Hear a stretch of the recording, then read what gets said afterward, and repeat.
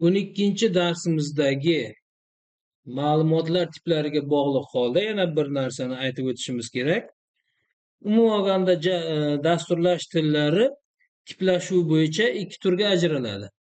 Ya'ni bular qat'iy tiplashgan va yumshoq tiplashgan dasturlash tillari deyishimiz mumkin.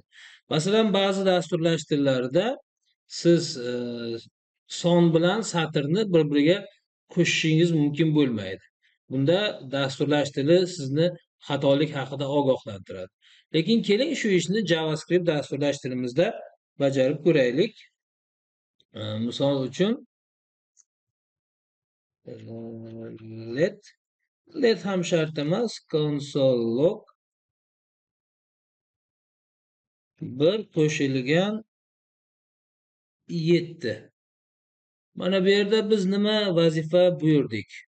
1 bu son ko'rinib turibdi, 7 esa bu string, chunki satr ko'rinishida yozganmiz. Qat'iy tiplashgan dasturlash tillari bu ishimizni bajarishda xatolikni keltirib chiqaradi. Bu yerda esa JavaScriptda mana dasturimiz natijasi 17 bo'lganini ko'rishimiz mumkin. Chunki JavaScriptning o'zi bir son ekanligini ko'rib bilib turib, uni o'zi satr ko'rinishiga o'tkazdi. Demak, mana shunday jihatlar bilan JavaScript dasturlash tili boshqa ko'plab dasturlash tillaridan farq qilar ekan.